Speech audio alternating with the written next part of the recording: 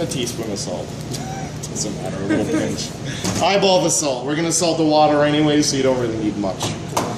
You need to make a crater, not a volcano. This is a volcano. I make a little hole in the center. That can't hold 5 eggs in it. Alright? You need to make a big hole. So I put my fist in the middle and I make a nice wide well that I can fit my 5 eggs into. 4 eggs. Right into the center. A week today, I guess. Alright, once the eggs are in, we start to pop them and mix them around. But we do want to add about a tablespoon of olive oil to this as well. How many eggs? 5. 5 eggs. How much pasta can you make? This will make roughly a little over a pound of pasta. Just that? But when you cook it, it's different. How much?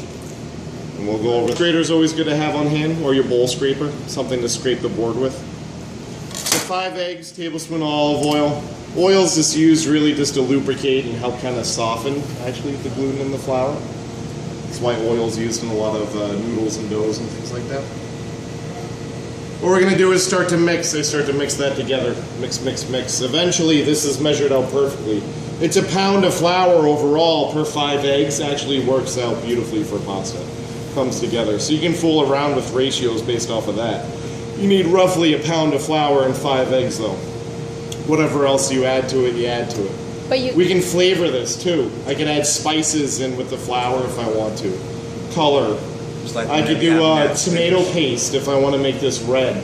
Sometimes they use beet juice in place of one of the eggs. They do a little shot of beet juice in there to make it bright purple and red as well. Like that spinach pasta with the green. Spinach pasta, they take spinach, puree it, and really make it nice and thick, and they put some of that in place of some eggs. Now though to do it? That's how they make colored pasta. So at this point, that's when you would do it after. That's when you would add the flavor right there. Now you can do that today. I don't mind. What I would want you to do though is substitute one of the eggs out and do about a tablespoon of tomato paste, or start popping the egg yolks and again start mixing that through. I like to make kind of a whisk with my hand just by clawing all the fingers there, and I just start trying to whisk together the yolks and the whites. And occasionally what I'll do is I'll take my finger and I'll scrape some of the flour into the middle and I'll incorporate that through. And I'll just keep on going as such. See me drawing some of the flour in, whisk it with my hand, and you're all set to go. It's okay if everything's not perfectly mixed at this stage, because part of the reason why we're going to need this dough is not only to work the gluten a lot, and I'll show you some tests that I like to do to kind of prove why we actually need to knead it a lot after this.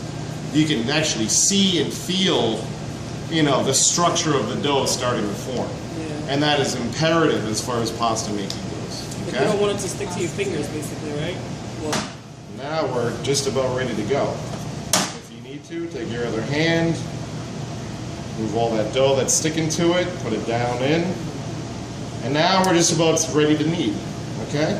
And all this will come off as I'm kneading it anyways. A lot of people like to do is just rub their hands together and it ends up falling off. All right, so now that we're good, I have this basic ball of dough. But if you look at it, and I press it with my fingers, the hole stays. Do you guys see that? It's soft. I go to tear a piece and it tears right off. There's nothing to it. It's not elastic.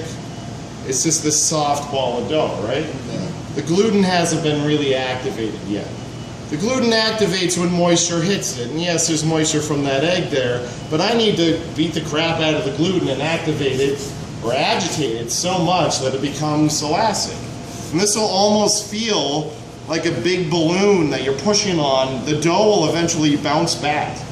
And it keeps bouncing back on you. And you can feel it with your hand as you're starting to knead it through. So this is a long process. This is still like a beginning stage. That's why you use it really isn't that long. I'm talking a lot, so it's taken a while. But if I want to knead out here, I don't get any leverage from my shoulders. I'm passing energy from my body into this ball of dough. I can't do it from here down. That's the only leverage I have. But when I'm up here, I get my whole shoulder and upper body pushing down on it. You guys see that? So you're able to be more effective. You don't want to have to do this for a long time. It's a pain in the butt. Especially if you're out of shape like me, you'll get out of breath, you start sweating, and it's just bad, right? Nah, but you quit smoking, so you're okay now. Yeah. So with all that being said, make sure it's near your body itself, okay? What's the proper way to knead dough? So this is it right here. Get it down towards you. What you want to do is lift up with your hand with this side, and I push straight and kind of push it forward. You smear kind it. of scrape the dough along. I lift it up with the other hand again, and I push straight. Lift up, flatten and straight. Lift up, and this is going very, very slow. I want you guys to really get mad. Think about a... And you can only make pasta from that. Now, how do I know when I'm done kneading? There are tests for that, and these tests are important. I can never knead too much. That's impossible. You can't knead this too much. What I can do is under-rest it. So right now, if I try to push it through a machine and flatten it out, it would never work, because it always wants to push back together now. It's agitated. It's mad at me because I was pushing down on it so much, okay? But how do we test to make sure that we're done kneading? There are a couple signs that we have.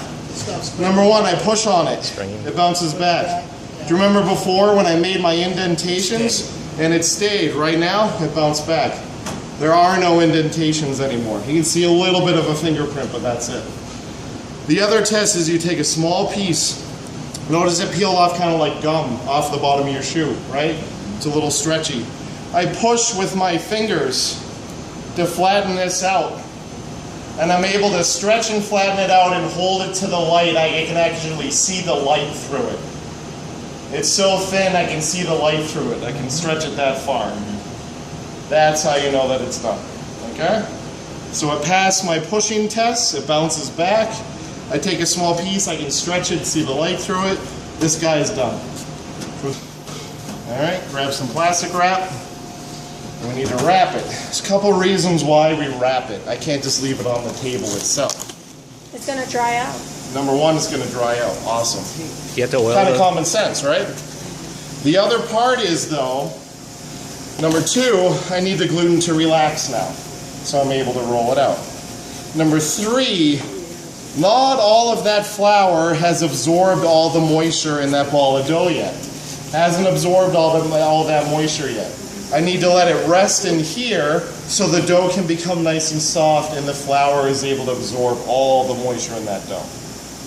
Any leftovers is why we have our bench scraper. Take whatever trash bowl you have, place it in there. Do not put this back into the flour bowl. Make sure to throw that away, okay?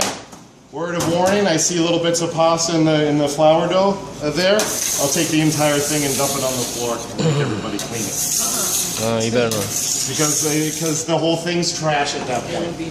There's raw egg in here. As soon as the raw egg touches that, you gotta get rid of the entire thing.